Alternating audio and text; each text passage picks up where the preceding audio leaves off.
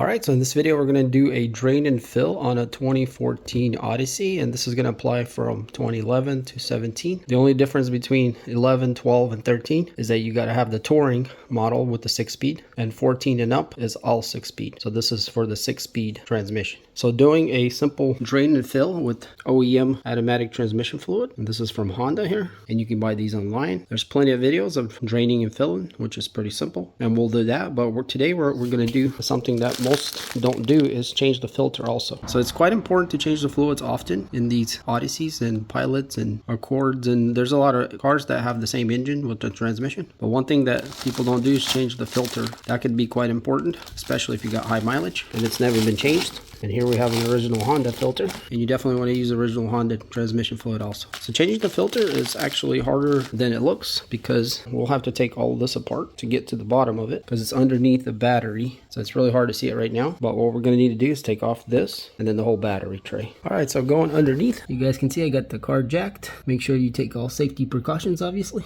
But what we're after is this bolt right here, the plug for the transmission, and that's where we're going to drain it. So I got this pan, it's 7 quarts. We only should be draining 3.5, maybe up to 4 max. And you're just going to use a normal 3/8 drive that fits right in there. And I just got a socket here with an extension for leverage. It is a little tight, but it does break loose.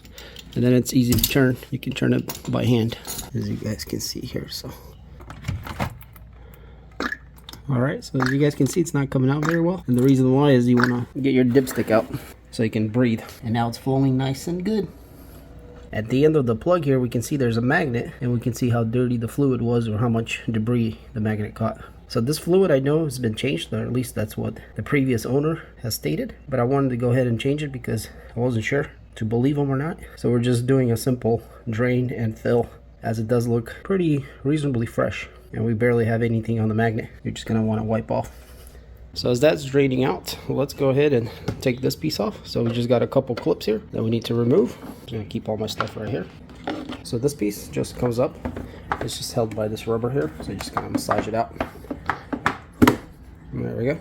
So now we can go ahead and release our battery here. It's a 10 millimeters. Disconnect the terminals and pull the whole thing out, as we're going to have to take the battery frame underneath there out also, so we can get to the filter underneath. Alright, so we got the battery tray, the cover that goes around it, and the brace out from this area. So now we have to get this disconnected from this whole piece. And then we have, you guys can see, one right there, one over here. There's another one right there hiding. And we also need to disconnect this. Might have to take this box off to make it easier, but we'll see how that goes. That's just pretty simple. Just unclip it, release this, unclip this. All this kind of removes, and then you can remove the box. And this piece here unclips with it. There's a 10 millimeter here also. So a little fiddling around trying to get all this stuff out, but it's going to give us really good access to the filter, which you guys will see once I pull all this apart.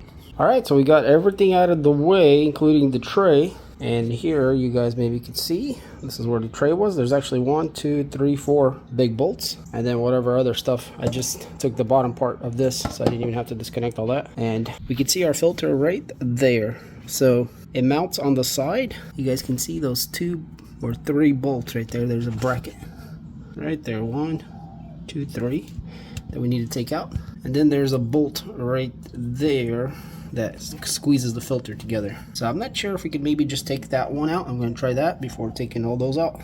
Maybe it'll just open up. But yeah, we're going to have to disconnect the hoses here. There's one on the top and then one underneath. Alright, so I got the little bolt out from this side here, and it seems to want to come out, but there's definitely, I think, that one right there holding it, and there's only one more over there. This, what I was pointing at, is not one of them. It's the one below that. Yeah, I'm going to try to take that one out. We'll see if it'll let it go. Okay, so they both had to come out over there, and now it's completely loose. So now we should be able to separate this. There we go. Now it's separated. So yeah, all of them do have to come out, as that's how it kind of clips around. And it actually kind of grooves into the filter. It's a little hard to see, guys, but it all makes sense here in a second.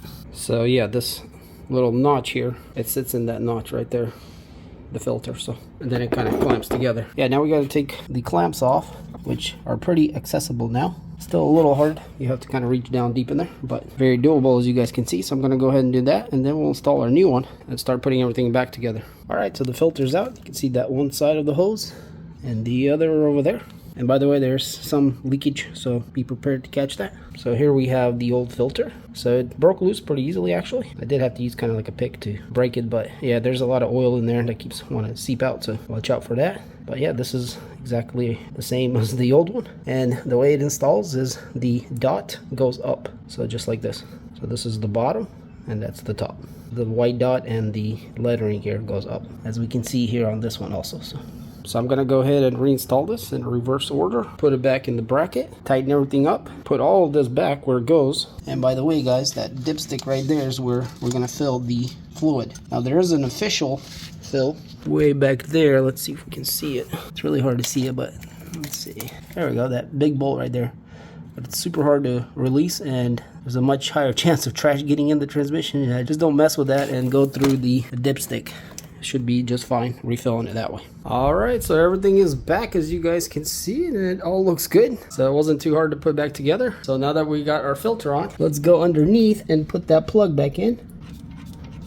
And now we just need to snug it up and we can start refilling our fluid.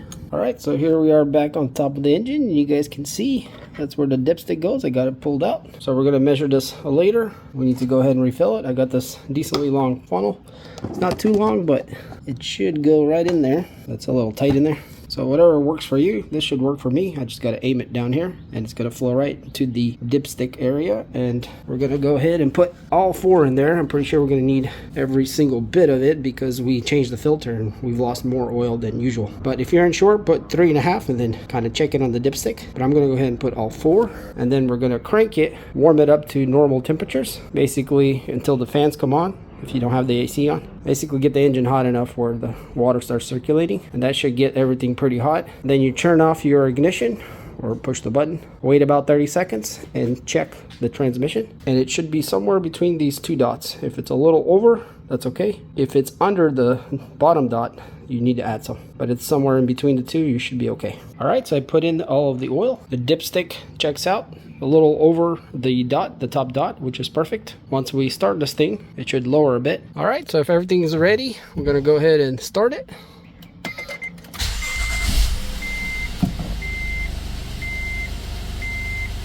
And everything seems normal. We're gonna let the engine idle for a bit before we put it in drive. Let that torque converter move the oil around. Let's go ahead and go into reverse. All right, so it's in reverse. Go straight to neutral. Don't stay too long in one gear in the beginning. Drive, a few seconds, let her go. Reverse, a little longer this time. All right. And now to drive again. We could go to low also, not that it probably matters, but maybe it does.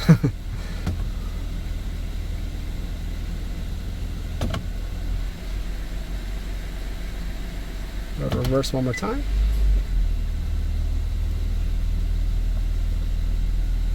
Neutral.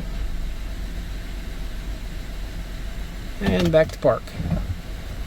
So that should have moved the oil around pretty well.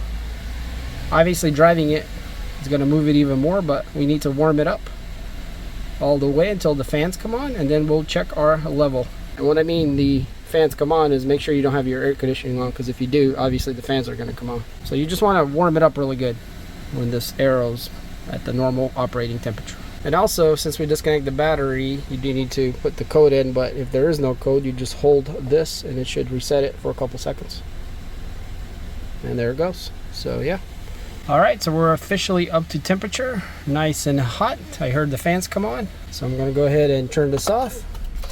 And within about 30 seconds, we need to grab the dipstick. Be careful, mine is really short, so I have to, watch out for that hot hose. All right, so I pulled it out to wipe it off, and this time we're gonna go in there and actually take the measurement.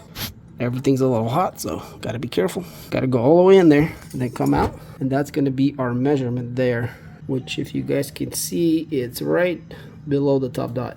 So it's a tiny bit low, but it should be fine. So because I did the filter, that kind of drained a little more out. Here's our second one. You guys can see right below that top dot, which is totally fine. I'm gonna keep track of it. Maybe every few thousand miles or 1,000 miles, I'll check it and just make sure it's still there. Before I did this oil change, it was much lower. It was on the bottom. It's all pretty relative, but as long as it's on the dipstick between those two little dots, you should be good. And looks like we're perfect. So I'm gonna put this back, and we are done with our filter and transmission drain and refill for the 2014 Odyssey.